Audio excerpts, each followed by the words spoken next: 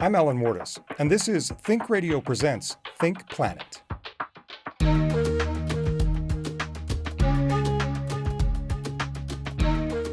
My guest today is Regina Lopez-Whiteskunk. My great-grandfather used to go out and heal people and help whoever requested his service. And how he looked at things was he did not say he couldn't help someone just because they were white or Hispanic or even Navajo. He went out and helped people. Welcome to another great conversation on Think Radio. ThinkPlanet is made possible by support from the Western Colorado University School of Environment and Sustainability, empowering future change agents to foster ecologically resilient, economically sustainable, and socially just communities throughout the world. If you like ThinkPlanet, then I know you'll enjoy the other shows in the Think Radio Presents family of podcasts. Think People, a celebration of just how amazing people can be. Think Business, a weekly discussion with entrepreneurs, innovators, and disruptors on sustainable business into the 21st century. Subscribe to Think Radio Presents on iTunes, YouTube, or wherever else you get great content. And don't forget to help us spread the word by liking our social media channels and sharing the content we post. We're grateful to have you in the conversation on Think Radio Presents. My guest today is Regina Lopez-Whiteskunk. In 2013, she was elected to a 3-year term as councilwoman of the Ute Mountain Ute Tribe. She has a degree in information technology and for the past several years has been a leading member of the Bear Ears Intertribal Coalition, advocating for the permanent establishment of the Bear Ears National Monument in Utah. Regina has been described as a remarkable woman who wins over her audiences because she speaks not in a political way, but in a spiritual and an emotional one. As a relatively young woman, she has sometimes apologized to her elders for speaking out of turn, but her voice has been a vital part of the renewed conversation about Native American sovereignty and culture in recent years. Regina, thanks for joining me today. It's my honor. Let's dive right in. We've got a lot of ground to cover, a lot of things about you that I want to know, but let's start with the big question that you've been working on for so long. Because a lot of our listeners and viewers will not necessarily know the answer to this question, so let's start here. What is it about this place in southeastern Utah that has brought together so many different people and interests to work together for its preservation? So that's a great question because I think sometimes we view that as a very flat question, expecting a very flat answer, when in all actuality, what we're talking about is we're talking about people in different times, people in specific locations that may have journeyed to this same spot, not necessarily living there, but passed through there. And so that is one of the biggest reasons that makes this location in southeastern Utah very important, not just to my people, the Ute people, but to many different indigenous people. Now, I'm going to go back to the coalition, which was 5 sovereign voices who were the voices that advocated for the preservation, for the protection and continued access of this proposed 1.9 million acres that we had put on the table. And that was the Navajo Nation, the Pueblo of Zuni, the Hopi Tribe, the Ute Indian Tribe of Utah, and the Ute Mountain Ute Tribe. Now, I say 5 nations that came forth, but there were many others that chose not to be participants as this coalition, but rather took the position of being support tribes and felt very connected to the land and still do, and had utilized the land in their different ways, in their different times. So when we talk about having a very flat conversation, I always challenge people to think about the ancestral Puebloans. They were there long before we were. Right. So at the same time, the Pueblo and the Hopi, the Pueblo of Zuni, their people and the Hopi people were around in and around the same time that my people and the Navajo people were there.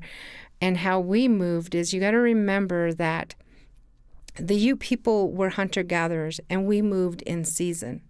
So if we were out there in a certain season utilizing the land, then there came a certain time where we may have moved somewhere else to do and utilize other places in the region.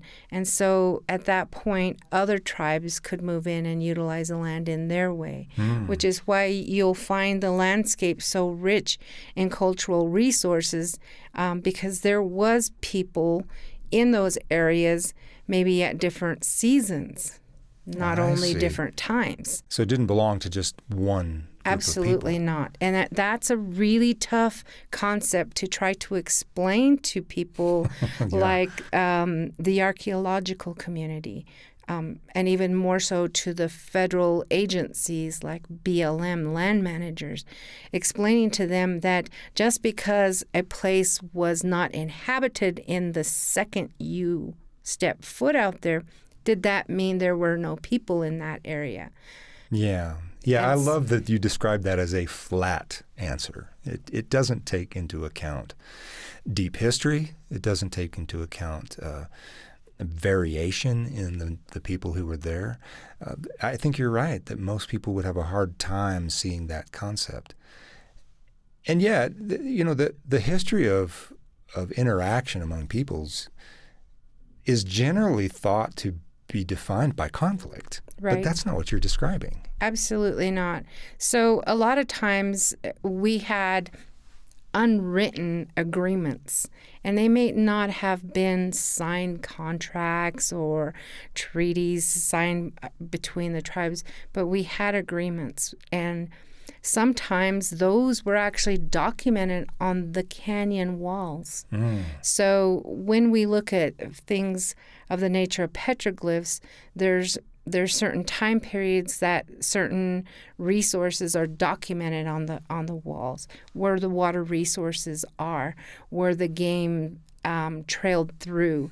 And so we had these certain things that were documented on the canyon walls, so that whatever people that came through, they could see these things, or they could add if there was something that happened, an event that needed to be recorded, they would add to that. That's why out in the canyons, when you find panels where petroglyphs are, you'll see different types, you'll see different depictions of various things, and sometimes they can be of the same people, or they may be different people. I see. And they may have been from a different time, an earlier time. And so you're going to see these variations, but that's where our documentation is. That is why it's so important that we protect sites like the petroglyphs on the canyon walls, because that is our history, and it is so important to each and every one of us. It also is our connection to the past. So am I overstating it to say that might be the equivalent of somebody coming in and wanting to tear up the Declaration of Independence? Absolutely. That would be a founding document of American culture. Most people don't see it that way. They just see it as a piece of land. Tell me what the threat is that makes this particular struggle so important right now. I would honestly have to say the biggest threat right now is human beings. And I say that in a very complicated context, because it's not only the actions, it's sometimes the recreation, sometimes it's just the thought of the fact that somebody may have viewed at this certain location in a different time that nobody lived there, so hence they can move in and use the land and work the land, when in all actuality they were shutting out people who normally access the land, just in different times, different seasons. Mm-hmm. And so sometimes we impose what our perception is of a lack of use or a lack of presence or inhabitants. So we, as indigenous people who lived off the land, now we're shut out of something that we don't have access to. And so it's led to a lot of misconceptions that there was nobody out there. That's one threat. And as we come into more of the contemporary times, we're seeing a lot more people want to recreate out there. And so there's a huge amount of disrespect for these sites. The other threat is not all of the sites have been recorded or identified. So when you think about an area that was formally protected by proclamation of a president, and then we have another president who came in and changed those boundaries, it's one thing when you have an inventory of documented sites, but I've always spoken to the point of my concern is all the sites that have yet to be documented. And as we know, if they're undocumented and somebody acquires a lease to mine or to do some oil and gas exploration, if that operation runs into anything that may indicate is a sacred site or maybe something is out there that is indigenous related, that could put a stop to that operation. Well, if you are intending to develop energy, the last thing you're going to do is report that you found something that's going to stop your operation. Gives you a lot of incentive to look away and not say anything. And that's the biggest threat, is those undocumented, unreported. And that's one of the reasons why I say human beings, we are our biggest threat. And it's either a lack of knowledge, or the simple fact that we want to turn a blind eye to certain things, and just the fact that sometimes we just don't even want to communicate with each other. Well, there's a lot of that going around these days. Oh, yeah. Right? Well, we've lived with generations of that. Well, and that's been a sad, it's interesting because I've had these conversations throughout this week. It's been a sad realization that that my people, and I speak to the indigenous people at large, that's our norm. yeah. That's something we've just learned to live with. But there are people, and younger people more so, that are choosing to raise their voices and to stand up and say this isn't right. This is what our elders and our ancestors have long fought for through our stories, and trying to keep that spirit and vision alive in our people. And that's why we have our indigenous living knowledge passed down from generation to generation orally. Mm-hmm. Mm-hmm.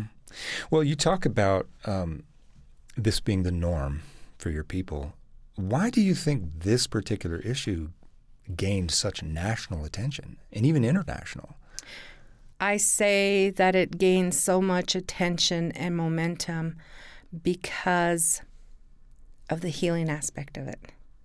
When the 5 tribes came together early on in our gatherings, our meetings, one of the first things that we had to all do was do the work within oneself and within the group.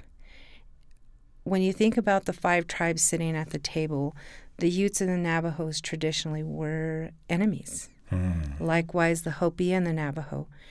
And even in these contemporary times, we still have those disagreements.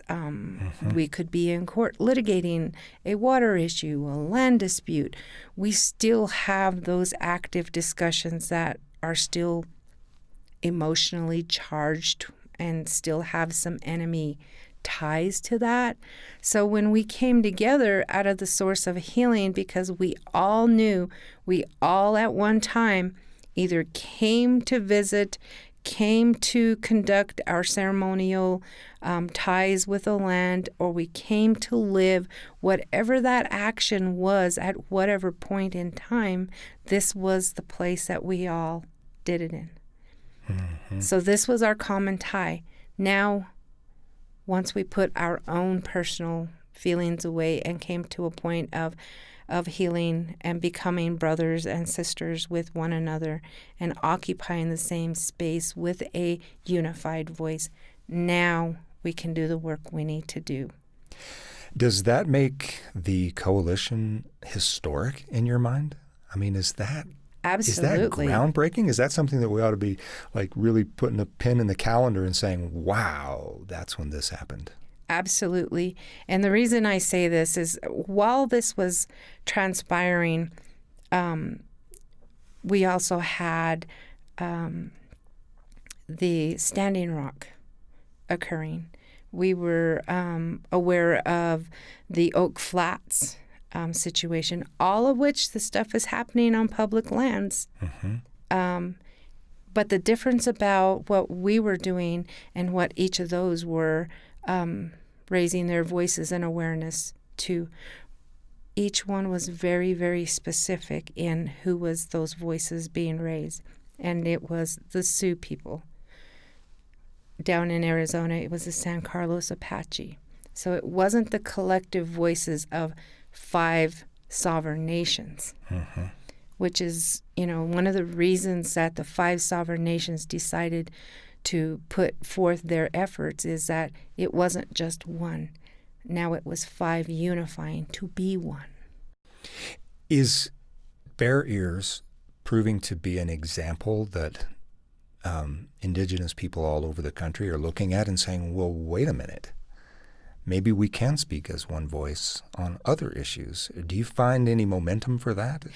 I do. I see the opportunity that many organizations are stepping back and looking at, which is what some of the intention was that we put out as five tribes, was that this would serve as a model. Now, the scary thought about that is what precedents will be set out of the conversation of this. We would like to set great and wonderful, positive, engaging precedents. But what our current administration has come along to do is set some very unsavory precedents, like rolling back and diminishing the amount of land that's protected. So in all essence, it's almost taken us back to a time period where Indigenous people were wronged on many fronts. Mm-hmm. And it was interesting because I had a conversation and presented to a group of people one time, and they asked me, Regina, how did it feel? And I says, well, my people have had our boundaries reduced many, many times.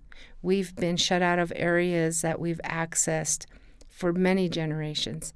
So in a way, again, it's one of those things that it's happened to us before. It's not as big of a shock as you think it is.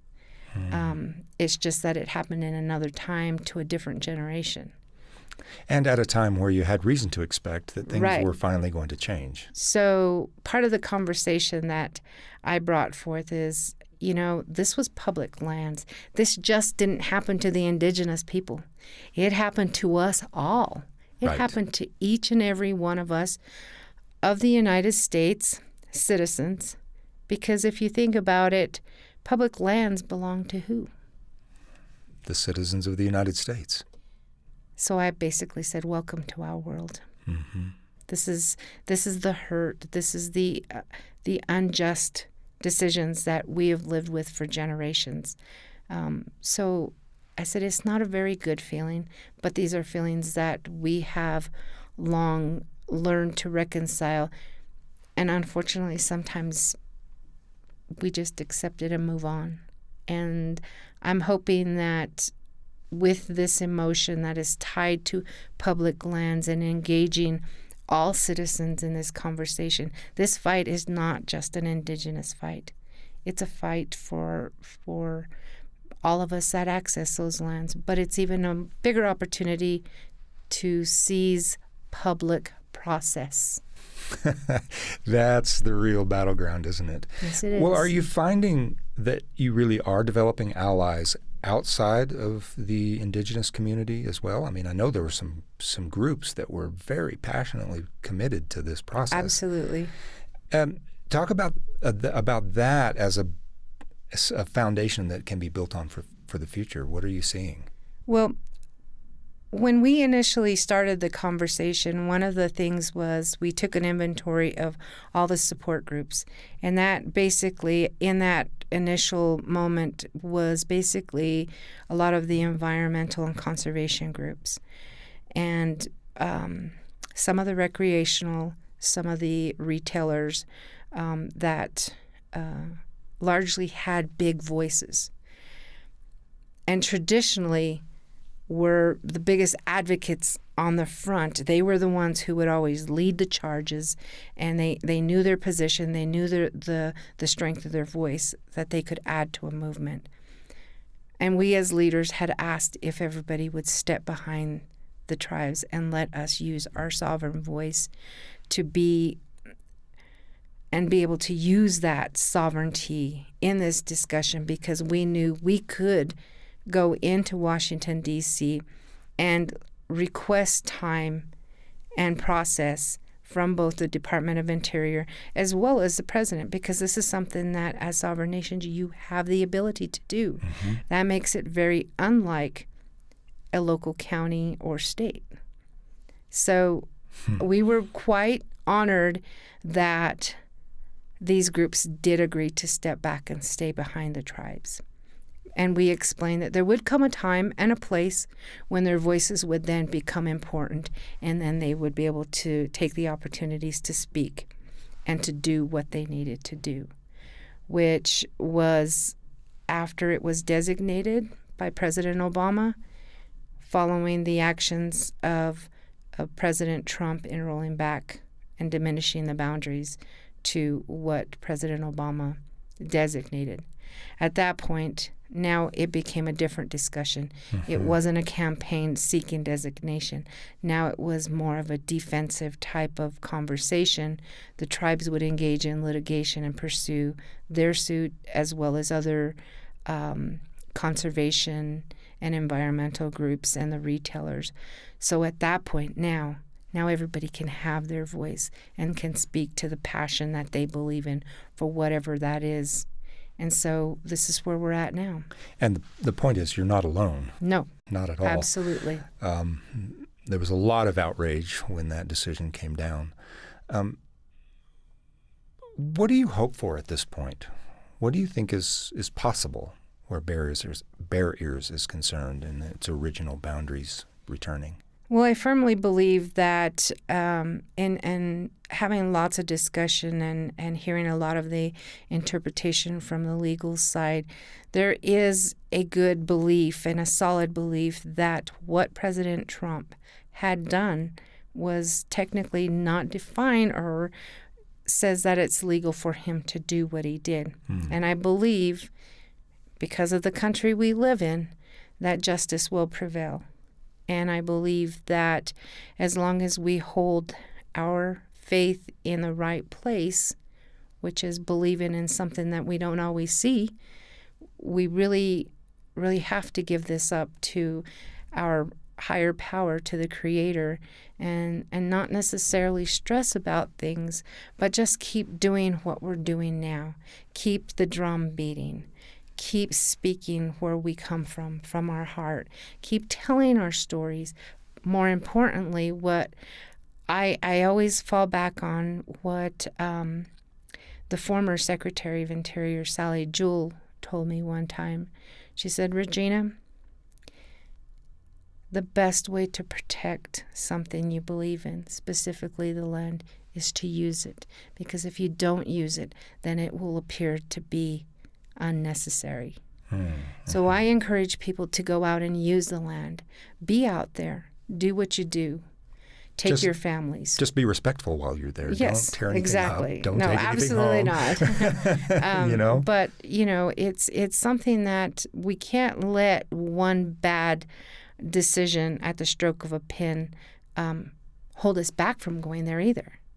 We just need to be able to do things in a good way with good intent, and continue to teach the right, respectful ways about things, and to continue to educate ourselves.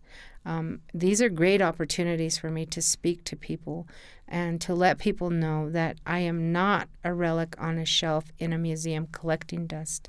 I am real. I'm a human being, and I do have direct ties and ancestral ties to specific locations, to the elements. And this is something that you cannot take apart, nor can I just speak to one specific part of me without speaking to the whole me. Mm-hmm. Well, I really love that perspective about continuing to speak from your heart. Do you find that that is a sentiment that is broad among your people and the people of other nations in the coalition? Or are people once again sort of tempted to go to both anger and despair? I mean, is this something that you have in common? Yes, I believe that it is, but I'm not going to dismiss that we are human, and and that is a part of our colorful array of emotions. Yeah. And sometimes not everybody has that control.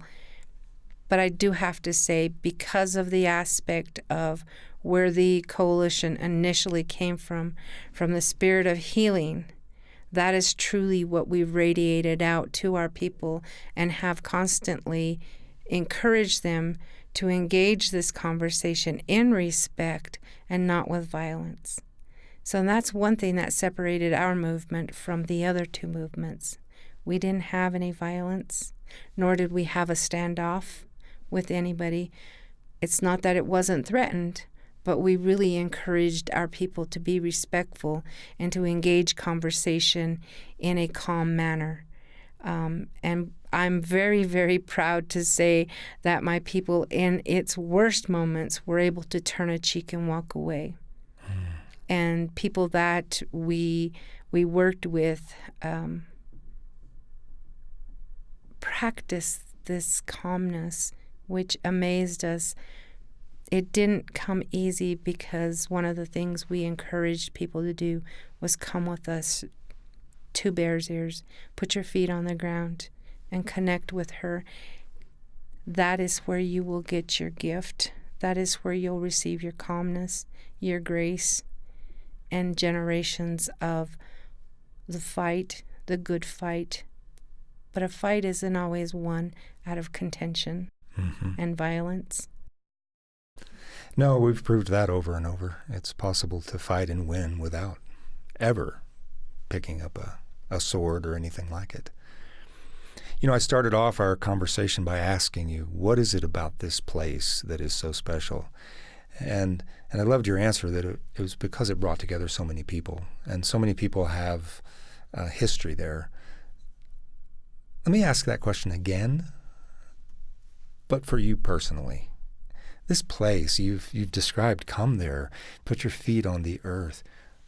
What does this part of the world mean to you? I love that you re-asked me that question personally. So my family, my great-grandfather was one of our last medicine men for the tribe, and he raised my father. My great-grandfather used to go out and heal people and help whoever requested his service. And how he looked at things was he did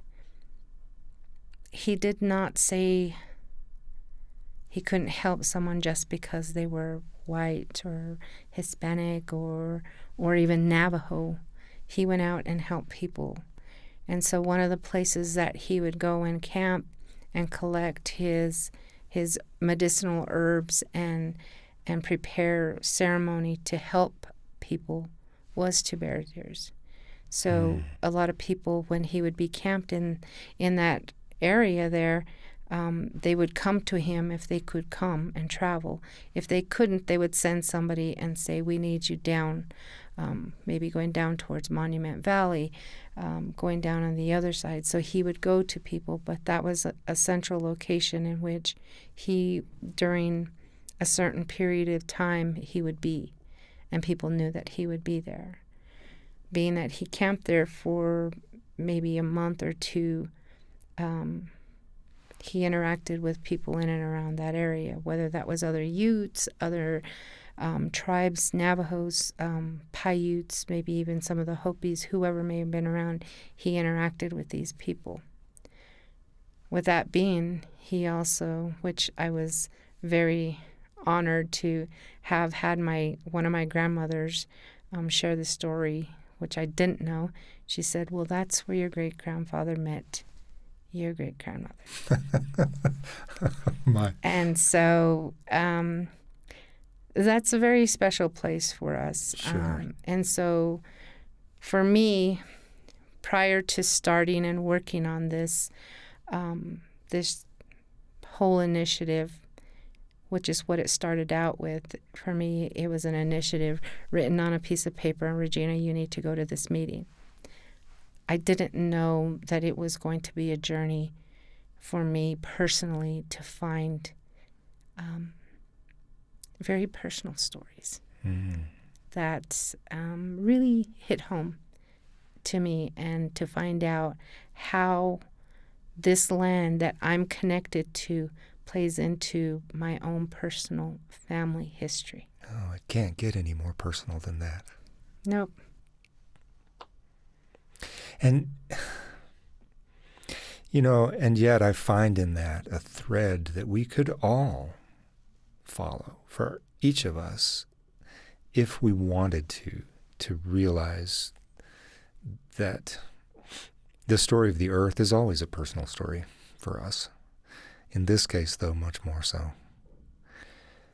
Which brings a question, because we talked about the need to protect Bears Ears for the sake of preserving the history, for the sake of, not seeing the environment despoiled there by mining or overuse with recreation and so forth. But there are bigger things at stake, really, especially where you're concerned.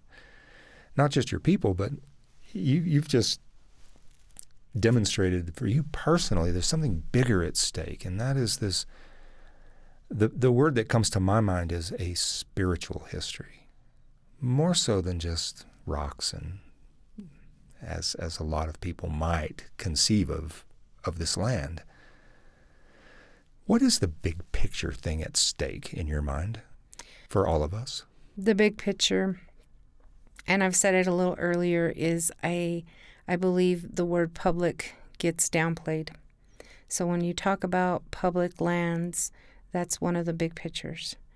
And access, that is even a bigger picture, because that's got levels of complication to it. You've got recreational access, you've got spiritual access, but at the same time, there's that level, the unsavory access, and that's the access to be able to develop energy from it. Mm-hmm. And so these are those areas that maybe not, that prove to be uncomfortable to talk about.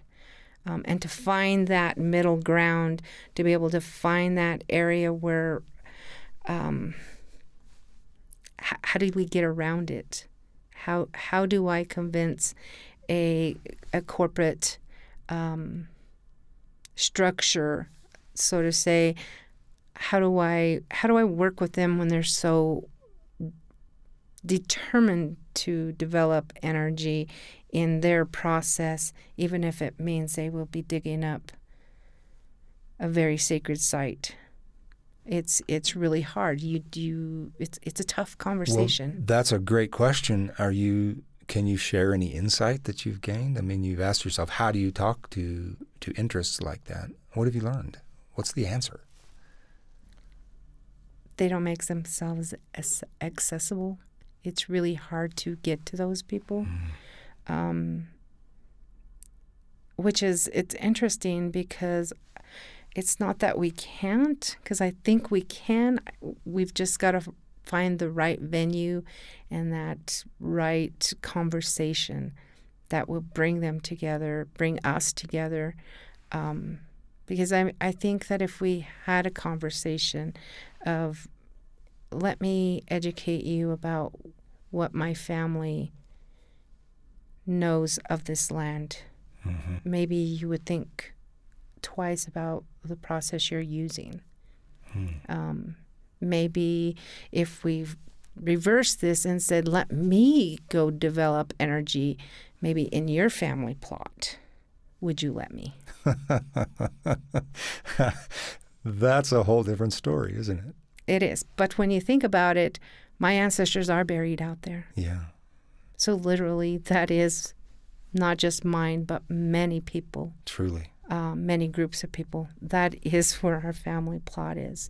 That is where our ancestors have been laid to rest. And we don't record those things because that's not necessarily what we do. Sure.